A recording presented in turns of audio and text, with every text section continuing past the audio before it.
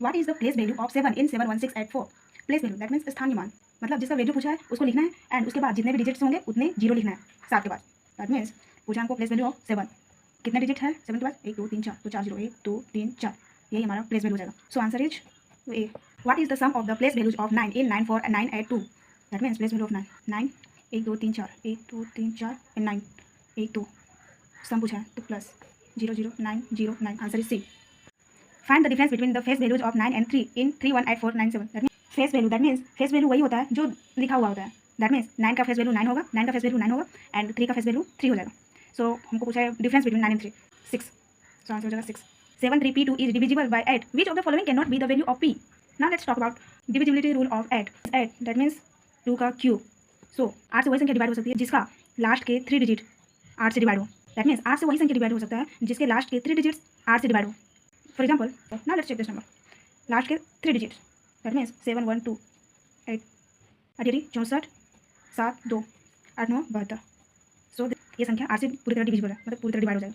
वही संख्या 8 से डिवाइड है या नहीं ये चेक करने का ये भी एक इजी तरीका है कि उसके लास्ट के 3 डिजिट्स देखना।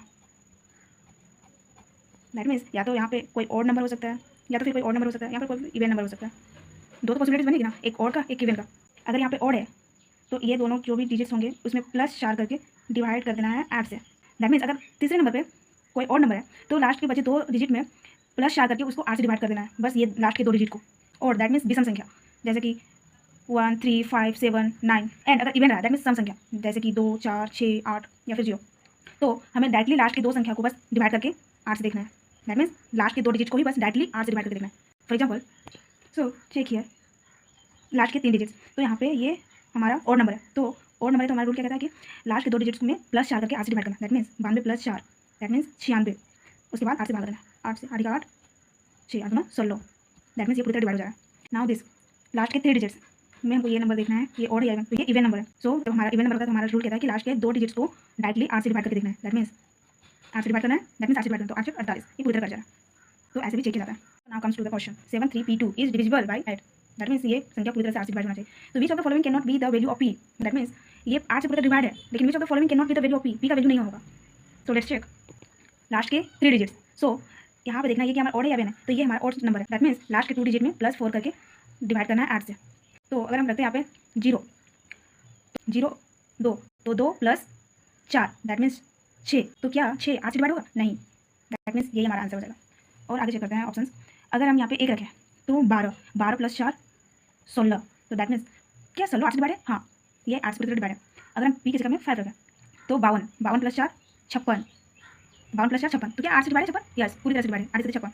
नाउ हम p की जगह पे 9 रखते हैं तो 92 92 में 4 जोड़ेंगे तो हो जाएगा हमारा 96। क्या 96 8 से डिवाइड है पूरी तरह?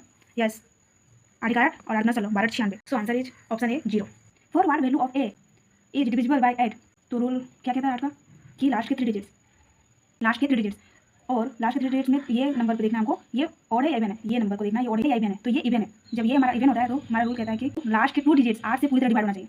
तो ऑप्शन 6 दैट मीन्स 56, क्या 8 से 56 डिवाइड हो जाएगा? यस 56। सो आंसर हो जाएगा ए, ऑप्शन ए 6। और ऑप्शन चेक कर लेते हैं। 4 क्या 54 8 से डिवाइड है? नहीं। 55 डिवाइड है 8 से? नहीं। 52 8 से डिवाइड है? नहीं। तो आंसर हो जाएगा option A. If is a number which is exactly divisible by 8 then what will be the smallest value of x? That means हमको लास्ट के 3 डिजिट्स देखना है। तो यहाँ पे ये नंबर है हमारा ऑड, तो हमारा ऑड नंबर होता है तो हमारा लास्ट के 2 डिजिट्स में प्लस 4 करके 8 से डिवाइड करके चेक करना होता है। चेक ऑप्शन, यहाँ पे सबसे छोटा कौन है? 0। चेक करते हैं इसको, अगर हम यहाँ पे 0 देते हैं तो 4 हो जाएगा, तो 4 प्लस 4 8 दैट मीन्स 8 से पूरी तरह डिवाइड है। सो हमारा आंसर हो जाएगा 0। और ये 0 सबसे छोटा स्मॉलेस्ट वैल्यू है, सो आंसर हो जाएगा 0। The greatest number which should be replaced star in the number to make it divisible by 8 is 8 से डिवाइड। दैट मीन्स लास्ट के 3 डिजिट्स, यहाँ पे लास्ट के 2 डिजिट्स 8 से पूरी तरह डिवाइड है, 8 से 48, तो यहाँ पे जरूर इवन नंबर होगा। सो ऑप्शन में इवन नंबर है, 0 है 8 है 2 भी है 9 नहीं है, नो ये तो और नंबर है, लेकिन बाकी के 3 ये तो तीनों ही इवन नंबर है। लेकिन क्वेश्चन क्या बोला है? Greatest number, that means greatest सबसे बड़ा नंबर, तो हमारा 8 सबसे बड़ा है, इसलिए हमारा ऑप्शन सी सही हो जाएगा क्योंकि 8 सबसे बड़ा नंबर है यहाँ पर। Find the sum of all possible values of p so that is divisible by 8। That means 8 से डिवाइड होने के लिए लास्ट के 3 डिजिट्स देखना है, और यहाँ पे लास्ट के 2 डिजिट्स 8 से पूरी तरह डिवाइड है, 8 से 48, तो इवन नंबर क्या क्या होता है? तो इवन नंबर हमारे होते हैं 0 2 4 6 8। तो हमारा पूछा find the sum of all possible values, मतलब इस सबके सम पूछा है, तो 8 2 10 6 4 10 दैट मीन्स 20, तो हमारा आंसर हो जाएगा D option B 20। Find the sum of smallest and greatest value of P such that 10 digit number is divisible by 8। 8 से डिवाइड होने के लिए लास्ट के 3 डिजिट से देखना है। सो हमारा लास्ट के 2 डिजिट्स 8 से पूरे डिवाइड है। सो ये पक्का हमारा इवन नंबर होगा। इवन नंबर होते हैं 0 2 4 6 8। हमारा क्वेश्चन क्या बोला है? Find the sum of smallest and greatest value, मतलब सबसे छोटा और सबसे बड़ा संख्या का सम बोला है। दैट मीन सबसे छोटा वैल्यू और सबसे बड़ा वैल्यू के बीच का सम बोला है। दैट मीन ये हमारा सबसे छोटा है और ये हमारा सबसे बड़ा 8, सबसे छोटा हमारा 0 है, सबसे बड़ा हमारा 8 है। That mean 8। हमारा आंसर हो जाएगा 8 ए।